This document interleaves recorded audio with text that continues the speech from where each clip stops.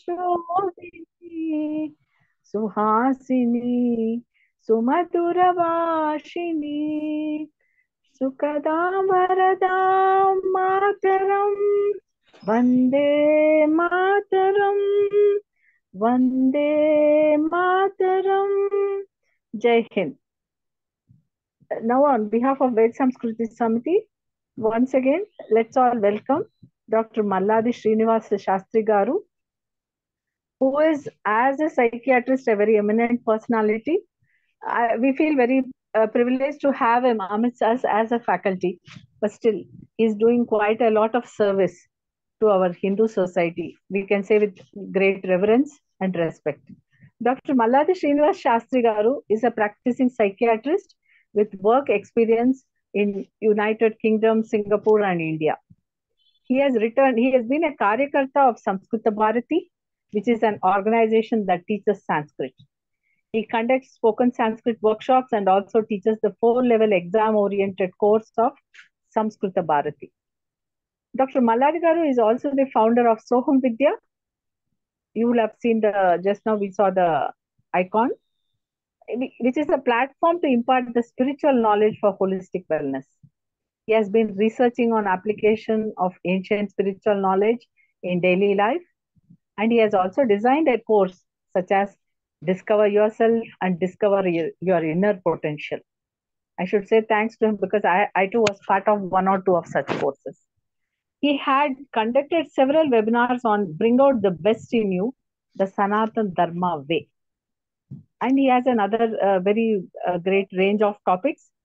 He has done his MA in Sanskritam from Andhra University, Visakhapatnam, and he has also completed the certificate and gold medal level of the year-long course on memorization of pronunciation of Bhagavad Gita slokas conducted by Sri Dattapeetham of Mysore.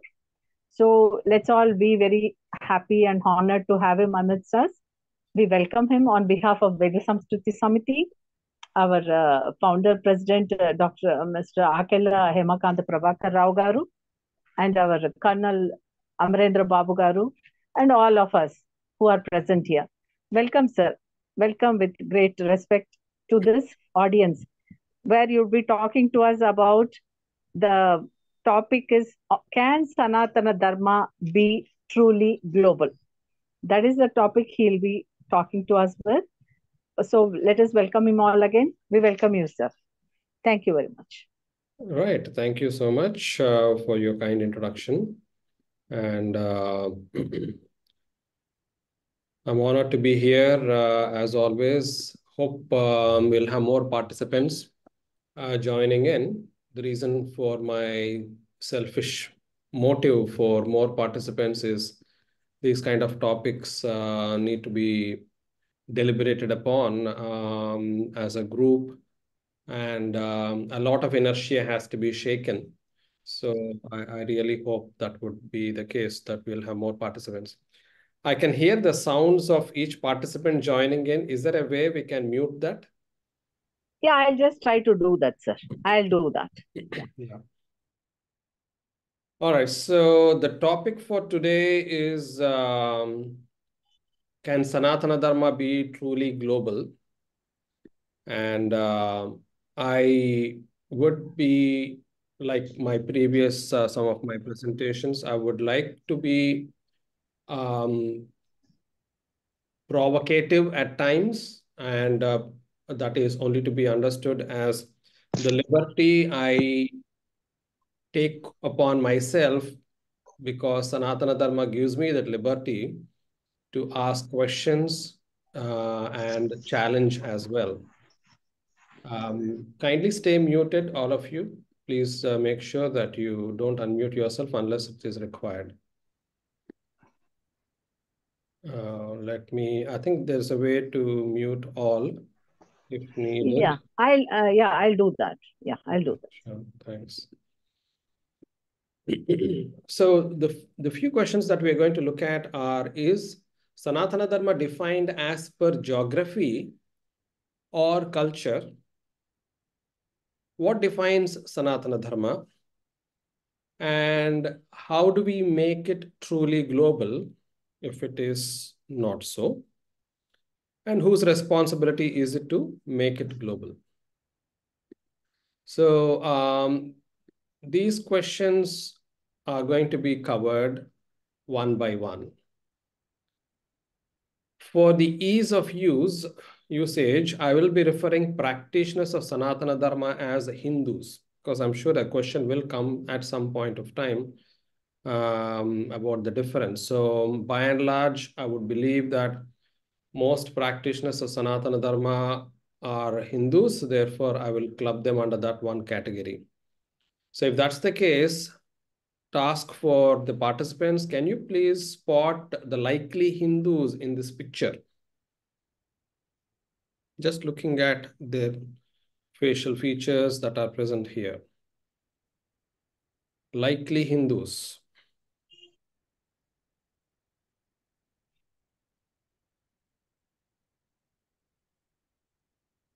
Anybody can spot any so far?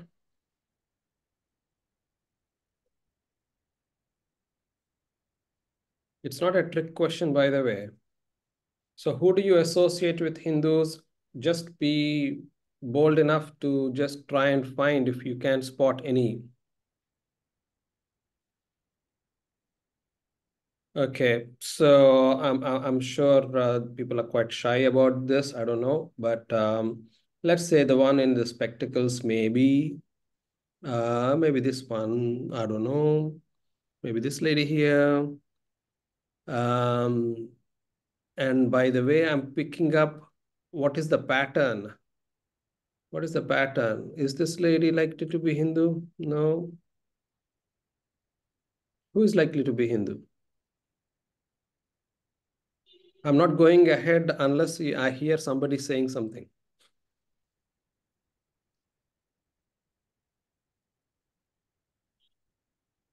Because the whole idea of this talk is to shake ourselves from the inertia. So not talking at all is not going to be helpful.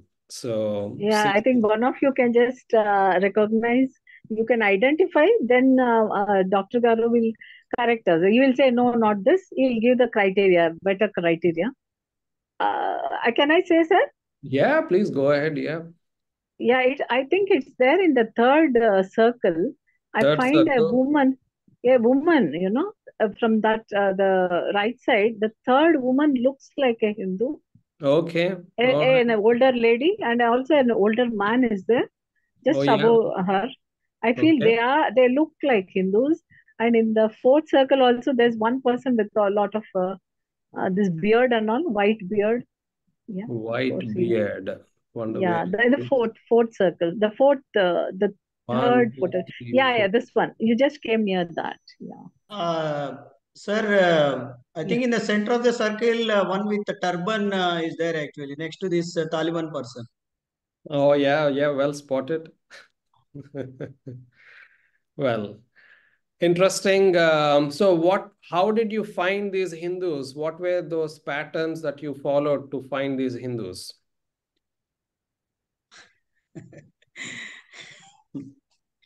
Sir, as per the way they have dressed up themselves. If it is Muslims and the Christians, they have a dress code. Okay. That's what I took as a criteria. Okay, so I think by appearance. One person with turban is there. He is looking like Hindu because of the turban wearing. That is Indian style. Okay, so one is dress. What about what are the criteria? Certain facial features also. Facial features that include? Maybe I think the tilakam what we put, something like that. That is true. And so let me look at, okay, this guy here, I put the cursor. Is he a likely Hindu? No. Is this boy a likely Hindu? No, therefore. Is this man with a beard a likely Hindu? No. And what about this man here just below the Hindu Mitra logo? No.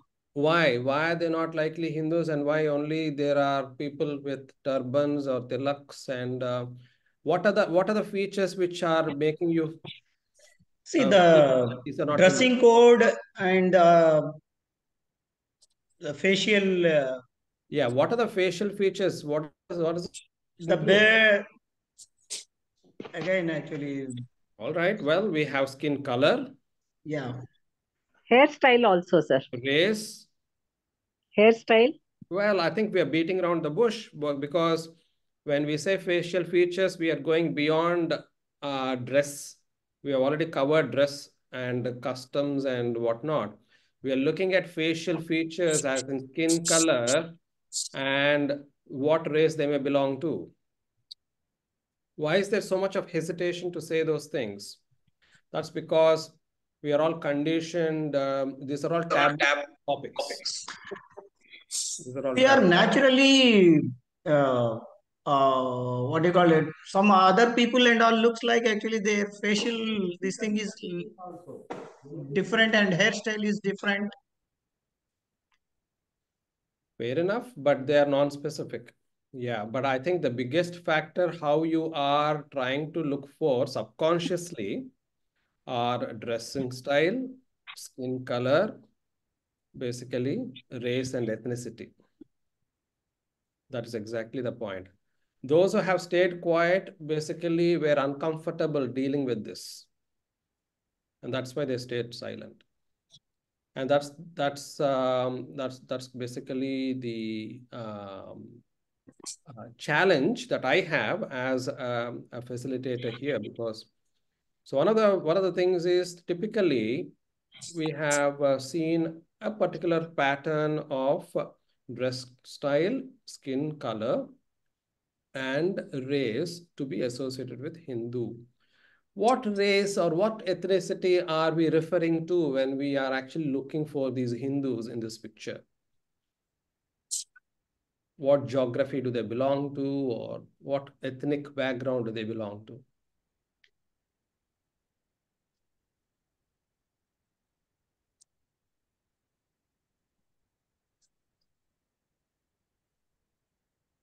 Do they belong to an African ethnicity or race? Do they belong to a Caucasian race?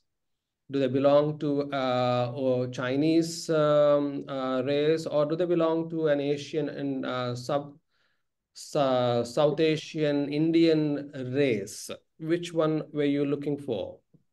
Asian Indian race.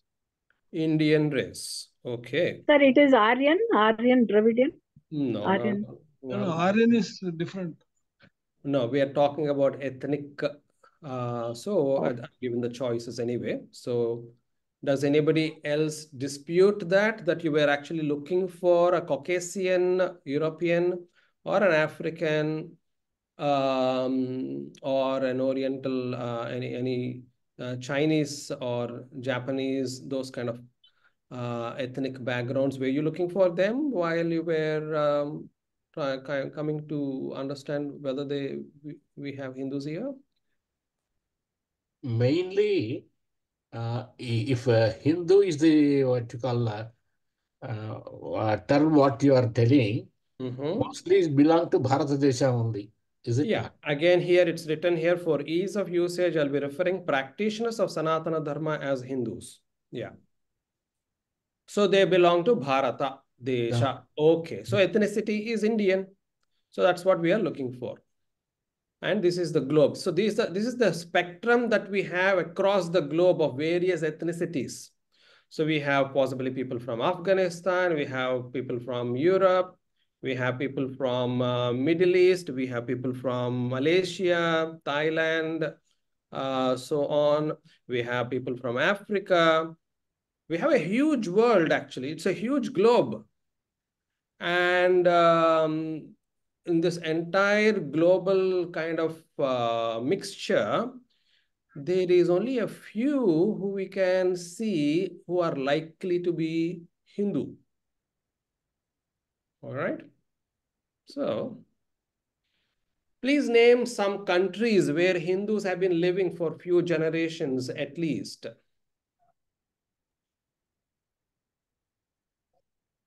Indonesia, Malaysia. Malaysia. Vietnam. Hmm? Vietnam. Vietnam. Okay.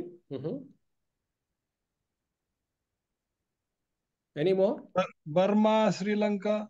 Burma, Sri Lanka, Nepal. India, of course, Nepal. Yeah. Nepal is definitely. Yeah. At least for a few generations. Okay. Any more countries that you can think of? We can think of Tibet also. Okay, fair enough. Okay, I'll accept that. Bangladesh, Pakistan. Bangladesh, yes, absolutely. Bangladesh, Pakistan, Afghanistan also. Afghanistan also. Okay, interesting. All right. Even Canada also, we have people. Few generations, yeah, maybe. Well, now it's coming to a few generations, I guess. Okay, now looking at this map, we have people from this map actually belongs to, this is a religious map as such. So the purple represents Christianity. And obviously the most widespread of all the religions. So truly global in nature. And then comes the religion in green, which is Islam, which is also quite significantly widespread. And then we have Hinduism, which is in population size, thanks to the huge population boom in one locked landmass in the world. We have it in one place, but can anybody say that Hinduism as per this map is global? No, it is not global. It is Not only really confined global. to India. So it's not global, is it? Right? Okay. And I think we have already covered what ethnicity do they belong to when you compare. Okay, so let's go back to the map. I don't think we covered this. So what ethnicity do people belong to who are practicing Christianity? What ethnicity do they belong to? What ethnicities do they belong to? I think they follow modern. No, what ethnicities do they belong to? European. European, yeah.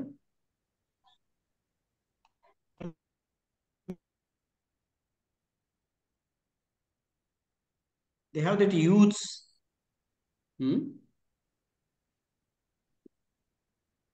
American. American is not ethnicity. So white is ethnicity. White is Okay. ethnicity. Caucasian or white is ethnicity. Yeah, Caucasian. What other ethnicities?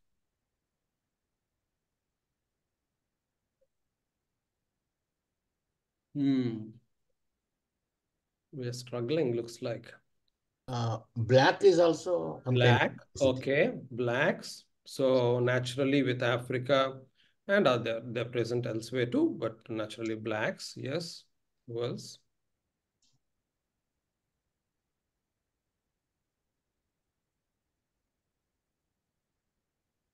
Well, you have Christians in India, although it is mapped here as such. So you have Indians who are Christians.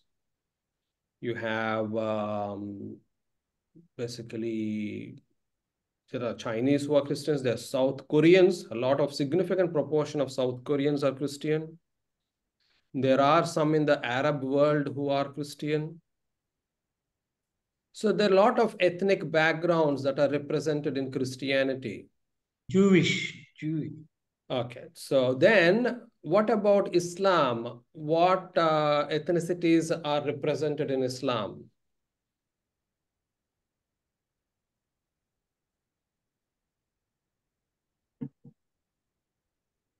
Islamic ethnicity only. There's nothing. Ethnicity mean, okay, can anybody explain what ethnicity means? Religion is Islam. Jati.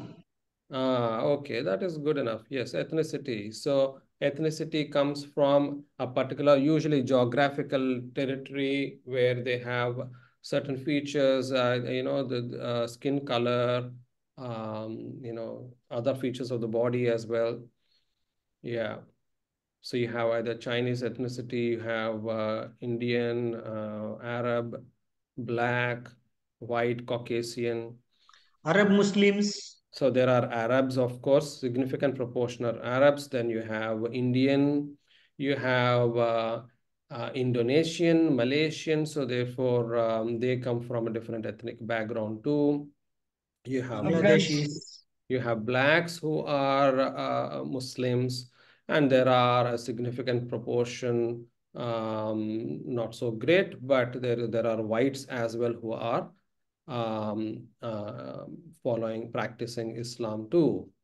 So even if we look at from an ethnicity point of view, there is a global representation of Christianity and Islam.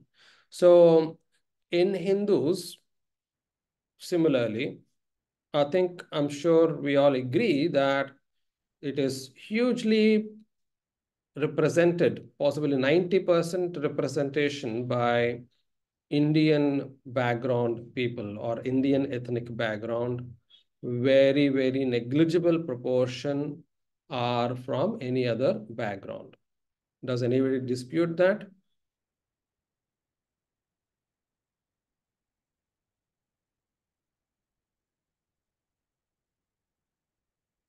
Does anybody dispute that? అంటే background అంటే ఏంది, మీ ఉద్దేశం ఏంటండి? Background అంటే మీరు India గురించి చెప్తూ use term background అనేది టర్మ్ చెప్పారు కదా, ఏంది అది idea? Ethnic background, ethnicity. Okay, తెలుగులో మాట్లాడుకుందాం పోనీ. అందరూ తెలుగు వాళ్ళేనా? ఉన్నారు. ఎందుకు గొడవ? హాయిగా నేను తెలుగులో మాట్లాడుతున్నాను. ఆ రికార్డింగ్ కూడా ఆపేయండి బెస్ట్.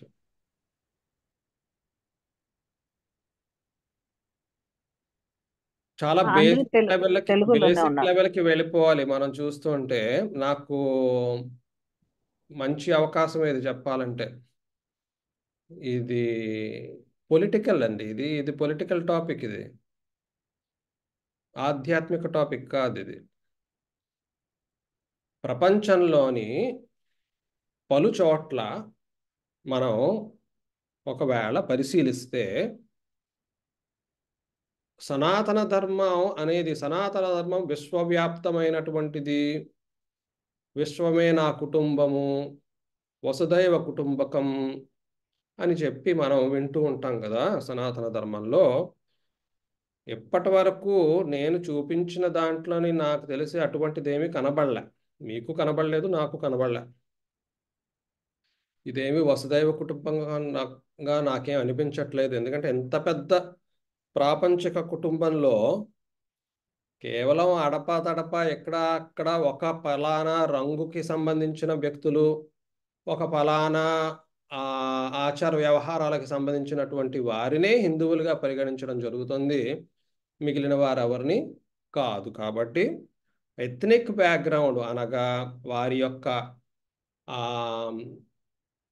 జాతి అనేది, జాతి అనడానికి నాకు తెలియదు మరి, అది ఇక్కడ ఆంథ్రపాలజికల్గా మాట్లాడాలి. సో నేను చెప్పినట్లుగా ఆ యొక్క జాగ్రాఫికల్ టెరిటరీకి తగ్గట్టు సంబంధించి చూస్తే, భౌగోళిక చూస్తే ఖచ్చితంగా అదేమి సనాతన ధర్మం విశ్వవ్యాప్తమైనట్లుగాను ఆచరణ విశ్వవ్యాప్తమైనట్లుగా నాకైతే కనబట్టలేదు. మీరు కూడా దాన్ని రుజువు చేశారు. అలాగే దేశాల బట్టి చూస్తే కూడాను మీరు పేర్కొన్న దేశాలు చాలా మట్టుకు భారత, బంగ్లాదేశ్, పాకిస్తాన్, శ్రీలంక అంటే భారతదేశానికి చుట్టుపక్కల ఉన్నటువంటి దేశాలు మాత్రమే. కానీ అమెరికాలు, దక్షిణ ఉత్తర అమెరికాలు కానీ, ఆఫ్రికా కానీ, యూరప్ కానీ, ఆస్ట్రేలియా కానీ, చైనా కానీ, రష్యా ఎక్కడా కూడా ఏమాత్రము హైందవ ధర్మము లేకపోతే సనాతన ధర్మం యొక్క ప్రెజెన్స్ ఏమాత్రం లేదు. మూడో విషయం వస్తే రిలీజియన్స్ బట్టి చూస్తే నిజానికి చెప్పాలంటే క్రైస్తవమే ప్రపంచవ్యాప్తమైనటువంటి మతము.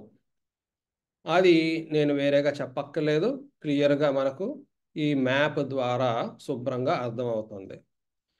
అలాగే ఇస్లాం కూడా ప్రపంచవ్యాప్తమైనట్లుగానే మనం భావించవచ్చు కొంతవరకు. క్రిస్టియానిటీతో పోలిస్తే. ఈ మ్యాప్ ప్రకారం హిందూ ధర్మం, హిందూ సనాతన ధర్మం మటుకు కేవలం ఒక చోటుకు మాత్రమే పరిమితి చెందినటువంటిది కాబట్టి ప్రపంచవ్యాప్తము అని అనడానికి ఏమాత్రము ఇక్కడ రుజువు లేదు.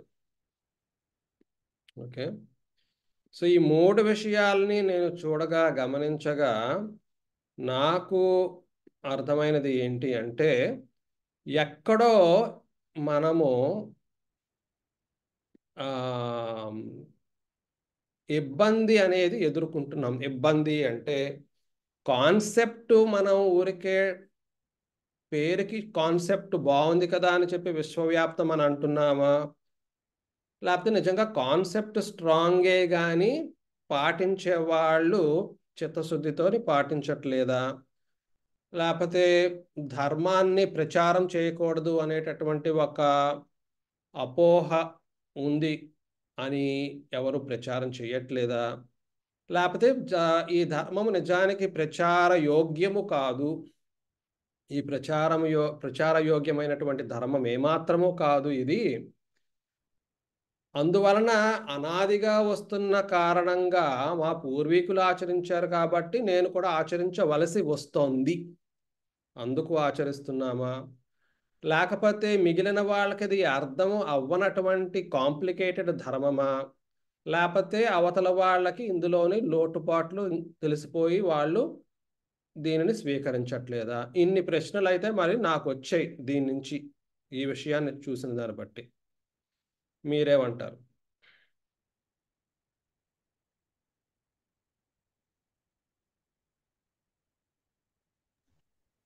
హలో సార్, నేను చెప్పేది ఏంటంటే, నేను యూఎస్ఏలో ఉంటున్నాను చాలా రోజులు పెట్టి. గ్యాలరీ వ్యూ మార్చగలరా అండి ఎవరైనాను? అందరూ కనపడడానికి నేను ఒక్కనే కనబడుతున్నా. ఓకే, అందరూ మీ వీడియోస్ ఆన్ చేసేసేయండి. ఓకే,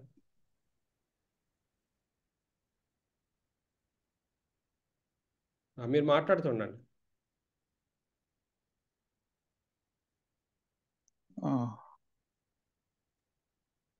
ఒక్క విషయం అండి, ఈ హలో శాస్త్రి గారు, చెప్పండి. ఒక్క విషయం చెప్తాను నేను.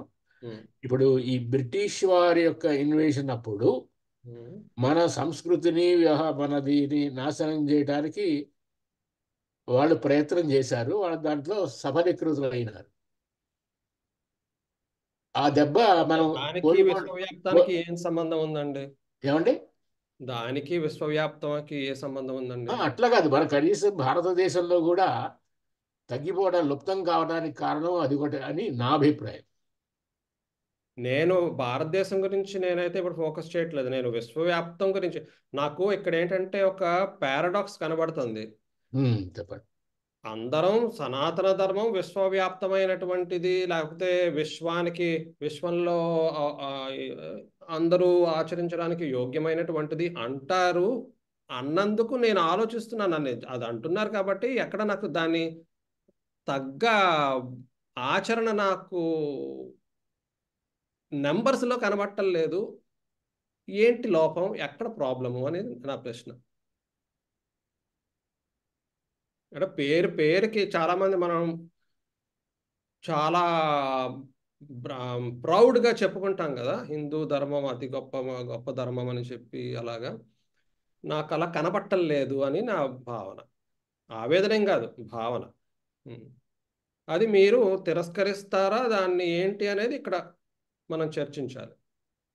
తప్పకుండా మహోదయ. అంటే ఇక్కడ మన అంటే జనరేషన్స్ వచ్చే కొద్ది ఆచార నియమాలు పాటించడం కానివ్వండి, ఎడ్యుకేషన్ పరంగా కానివ్వండి, పాశ్చాత్యమైనటువంటి వాళ్ళ అనుకరణని మనము అనుసరిస్తూ పాశ్చాత్య దీనికి వాళ్ళ ట్రెడిషన్కి మనం ఇది కావడం, మన సనాతన ధర్మంలో ఏదైతే ధర్మం గురించి కానివ్వండి, లేకుంటే ఆచారాల గురించి ఏదైతే చెప్పారో వాటికి తిలోదకాలు ఇచ్చేస్తున్నారు. సో ఏదైనా ఆహారపు అలవాట్లు కానివ్వండి, ఎడ్యుకేషన్ కానివ్వండి, లేదంటే మన ఇంట్లో ఒక స్మాల్, అంటే మనం ఒక ఇంట్లో నుంచి కనుక మనం స్టార్ట్ చేస్తే, ఒక ఊరు అనుకోండి, ఒక ఊరు నుంచి ఒక ఇది అనుకోండి, అట్లా మనం చూసే కొంచెం ఏంటంటే it is getting diluted actually.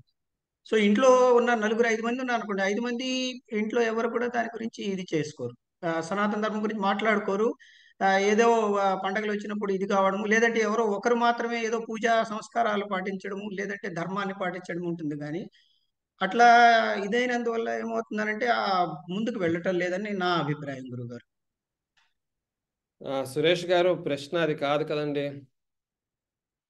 ప్రశ్న అంటే ఇది విశ్వవ్యాప్తం విశ్వవ్యాప్తము కాకుండా ఎందుకు పోవడానికి, కాదు అనడానికి అంటే రూట్ లెవెల్ నుంచి ఏందని అంటే ప్రతి ఒక్కరూ ఆచరించాలి. ప్రతి ఒక్కరూ ఆచరించడం అనేది ఆ, తగ్గిపోతా ఉంది అని నా అభిప్రాయం. సరే. అయితే తగ్గడానికి ఫస్ట్ ఉందా అనేది పాయింట్ ఎప్పుడు లేదు కదా. సనాతన ధర్మం విశ్వవ్యాప్తంగా ఉందా, ప్రపంచం అందరూ ఆచరించేవారా, పాటించేవారా, ఫస్ట్ అక్కడ మొదలు పెడదాం. నిజానికి ఓకే ఓకే ఓకే, అట్లా అంటారా మీరు? ఆచరించారా లేదా పాయింట్ అది. Okay okay okay. సరే, నేను చాలా ప్రశ్నలు వేశాను. ఏంటంటే వసుదైవ కుటుంబకం అంటాము, మనకి చిత్తశుద్ధి లేక వసుదైవ కుటుంబకం కాదా? రెండవది, తమో గుణం బాగా ఉండి దానినే సత్వగుణం అనే భ్రమ పడిపోయి తమో గుణంలోని బద్ధకంతోని ధర్మము అద్భుతమైనటువంటి ధర్మం అయినప్పటికీ కూడా ప్రచారం చేయకపోవడం అనేది ఆచరించు వారి లోపమా? రెండవది. మూడవది, నిజానికి ఇది బాగా కాంప్లికేట్ చేసి పెట్టేశారా ఆచరిస్తున్నటువంటి వారు? మిగతా వాళ్ళు ఎవరైనా స్వీకరిద్దామంటే అందువలన ఆచరణ యోగ్యముగా కనబడటం లేదా? అంటే ఇవన్నిటికీ చూస్తే పాపం పరబ్రహ్మము అనేటటువంటి విశ్వవ్యాప్తమైనటువంటి ఆయన ఎవరైతే ఉన్నారో అణువణువున ఆయనని సులభుగా తెలుసుకుందామనే ప్రయత్నం చేయగోరు ప్రపంచ వాస్తవ్యులు, వారికి మనం అడ్డుపడుతున్నామా అనేది కూడా డౌట్ నాకు వస్తుంది, కాంప్లికేట్ చేసి. ఇవన్నీ ఉన్నాయి మరి ప్రశ్నలు. మరి ప్రశ్నలకి సమాధానాలు ఎవరైనా వీటికి సమాధానాలు చెప్తే I will be happy to here.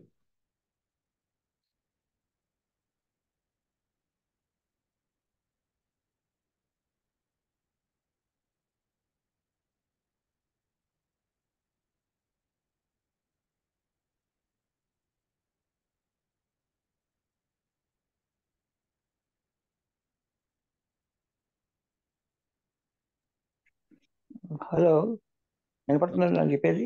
చెప్పండి సివి రావు గారు, చెప్పండి. నమస్కారం అండి. ఇది యాక్చువల్గా చెప్పేది ఏంటంటే, ఇప్పుడు ప్రస్తుతం ఇండియాలో ఉన్న వాళ్ళు వరల్డ్ మొత్తం కూడా చాలా దేశాలలో ఉన్నారు, అనేక అనేక కారణాల వల్ల. వాళ్ళలో చాలామంది హిందువులందరూ కూడా వాళ్ళ యొక్క ఆచారాలు పాటిస్తున్నారు. టెంపుల్స్కి వెళ్తాం, టెంపుల్స్ డెవలప్మెంట్, ఆచార వ్యవహారాలన్నీ కూడా అదే రకంగా జరుగుతూ ఉన్నాయి. అలానే క్రిస్టియన్స్ ఉన్నారంటే వాళ్ళు చర్చికి వెళ్తాం, వాళ్ళు చేస్తున్నారు. వాళ్ళు ముస్లింలు మసీదుకి వెళ్తాం వాళ్ళు చేస్తున్నారు. ఆ రకంగా ఎవరైనా సరే వాళ్ళ ప్లేస్ని బట్టి ఎక్కడికి వెళ్తే అక్కడ వాళ్ళ ధర్మాన్ని పాటిస్తున్నారు. దాన్ని బట్టి ఇంకోటి ఏంటంటే, మనం చేసే పనిని మనం చేసే పని మనం చేస్తున్నాం తప్ప ఇంకా వేరే కొత్తగా వేరే వాళ్ళని ఎవరిని కూడా మనం ఏమి క్యాన్వాస్ చేయట్లేదు. అది అది మాత్రం కరెక్ట్. క్యాన్వాస్ ఏం చేయట్లేదు, మన పని మనం చేసుకుంటున్నాం. ఇందులో కూడా 90% అంటే చాలామంది పిల్లలతో సహా వెళ్తున్నారు. ఎక్కువగా విదేశాలకు వెళ్తే మాత్రం చాలామంది వాళ్ళ ఫ్యామిలీతో సహా వాళ్ళ గుళ్ళకి వెళ్తాం, ఆచారాలు పాటించడం అని చేస్తున్నారు. దాన్ని బట్టి వసుదేవ కుటుంబం అంటే ఎక్కడికి వెళ్ళినా వాళ్ళు చేస్తున్నారు ఆ రకంగా చెప్పడం తప్ప ఇంకా మీరు చెప్పిందని నాకు అర్థం కాలేదు. వసుదేవ కుటుంబం అంటే ఏ రకంగా కాదంటారు మీరు? నల్ల జాతి వారు, తెల్ల జాతి వారు, చైనీస్ జాతి వారు, జాపనీస్ జాతి వారు, ఆస్ట్రేలియన్ వాళ్ళు, అరబ్లు హిందువులు ఉన్నారా?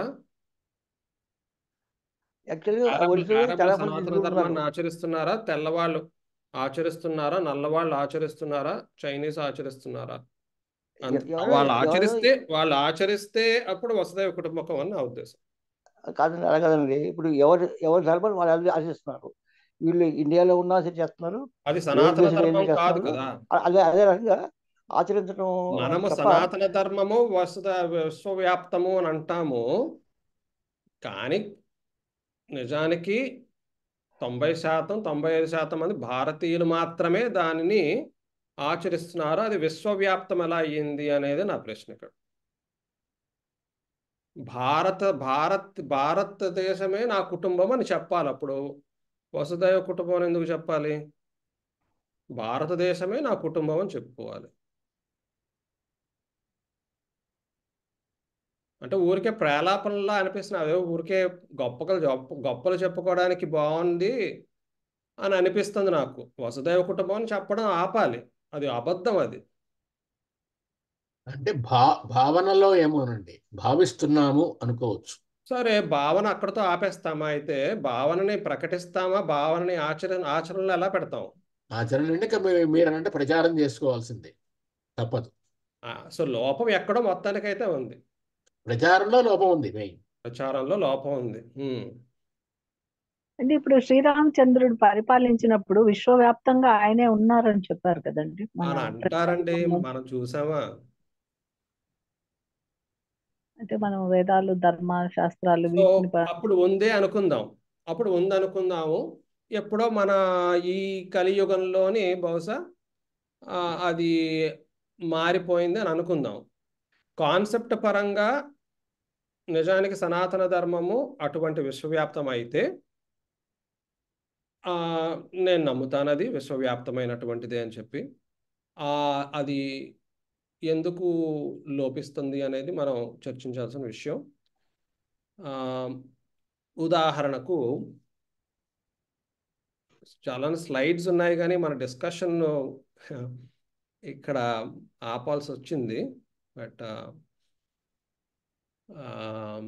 పాయింట్ ఏంటంటే, పూర్వకాలంలోని అనేక ప్రదేశాలలోని అందరూ సనాతన ధర్మము ఆచరిస్తూ ఉన్నారు. వారు దానికి వేరే పేరు పెట్టుకోవచ్చేమో కానీ, ఉదాహరణకు ఇప్పటికి కూడా మనం చూస్తే పితృకర్మలు చేసేటటువంటి వారు అనేక కల్చర్స్లోని ఉన్నారు. వారి కల్చర్స్లోని వారు భిన్న భిన్నంగా, ఇప్పుడు అబారిజినల్స్ కూడా వాళ్ళు పునర్జన్మ గురించి విశ్వసిస్తారు. యూనివర్సల్ కాస్మిక్ ఎంటిటీ గురించి విశ్వసిస్తారు వాళ్ళు. అలాగే పితరులు, యాన్సెస్ట్రల్ వర్షిప్ కూడా వాళ్ళలో ఉంది. చైనీస్లో కూడా యాన్సెస్ట్రల్ వర్షిప్ ఉంది, జాపనీస్లో యాన్సెస్ట్రల్ వర్షిప్ ఉంది, రోమన్స్, గ్రీక్లో కూడా ఉండేది, ఆఫ్రికన్స్లోని ఎప్పటికి కూడా ఉంది. ఆల్దో వాళ్ళు మతం మారినప్పటికీ కూడాను, క్రైస్తవం, ఇస్లాము స్వీకరించినప్పటికీ కూడా. కొన్ని చోట్ల అరబ్ దేశాలలో కూడా కొన్ని ఎవరైతే పూర్వం నుంచి క్యారీ ఆన్ అవుతున్నటువంటి ట్రైబ్స్ ఉన్నారో, ఇస్లాం స్వీకరించినటువంటి వారిలో కూడా కొంతమంది పునర్జన్మను విశ్వసించేటటువంటి వారు ఉన్నారు. సో ఈ లెక్కల ఇలాగా ఎవిడెన్స్ చూస్తే, ఇటువంటి ఎవిడెన్స్ ప్రకారము ఆ consistencies, of course Aztec, Maya empires, Incas వాళ్ళందరూ కూడా అమెరికన్ వాళ్ళందరికీ కూడా ఇటువంటి విశ్వాసాలు ఉండేవి.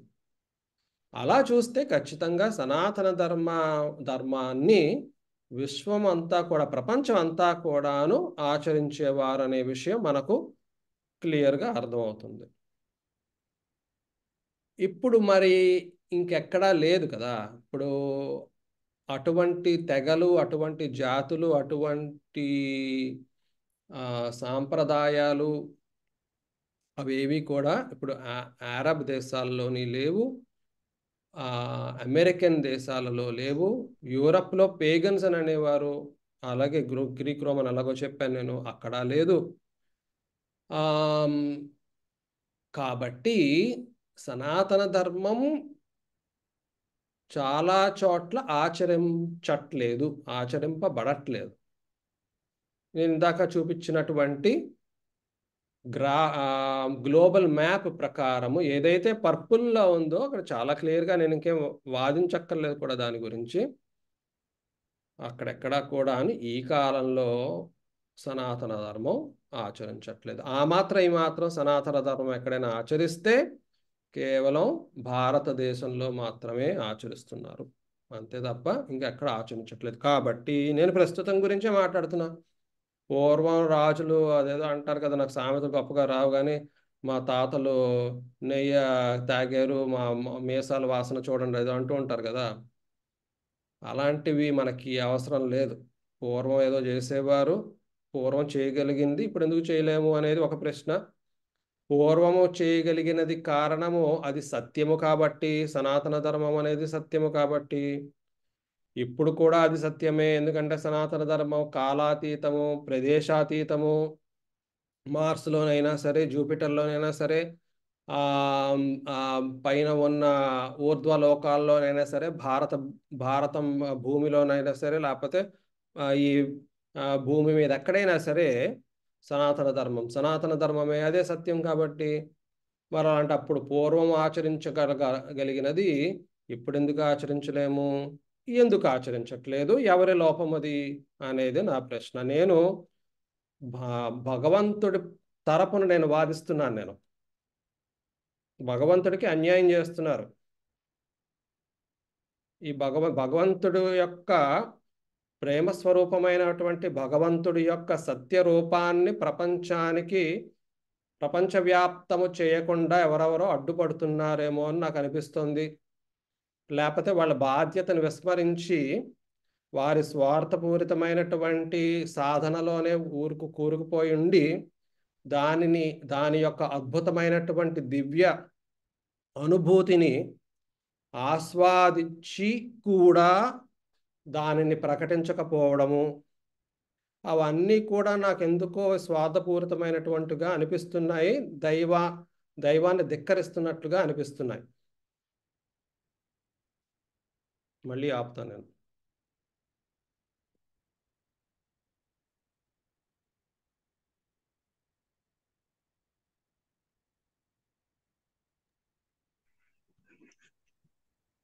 డాక్టర్ గారు ఇదివరకు చెప్పిన దాని మీద మీకు ఏమన్నా ఉంటే చర్చించండి. మీకు అనిపించిన విషయాలు కూడా తెలియపరచండి. అందరికీ గ్రూప్ లో అందరికి కూడా ఉపయోగపడుతుంది. దయచేసి ఇంటరాక్ట్ అవ్వండి డాక్టర్ గారితో.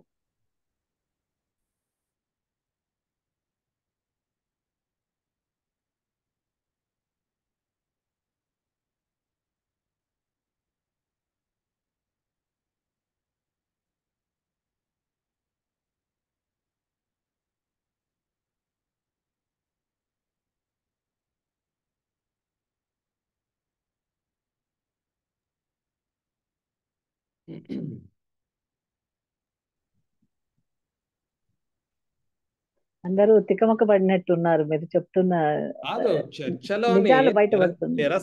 తిరస్కరించడమేనా అవ్వాలి, లేకపోతే ఆమోదించడమేనా అవ్వాలి? రెండూ లేకపోతే ఎలాగా?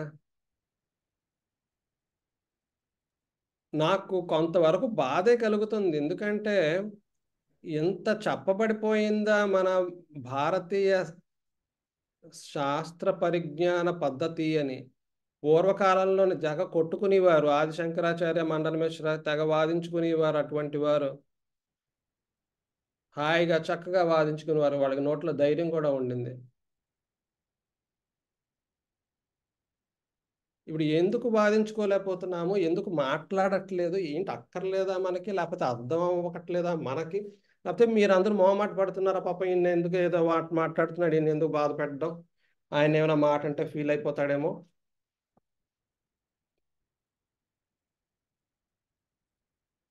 ఆ రికార్డింగ్ ఆపేసేయండి ప్లీజ్. ఫస్ట్ ఆఫ్ ఆల్ ఇది అప్లోడ్ కూడా చేయొద్దు దయచేసి, అది ఇంకా రికార్డ్ అవుతుంది. మేబీ అందువలన కూడా ఎవరో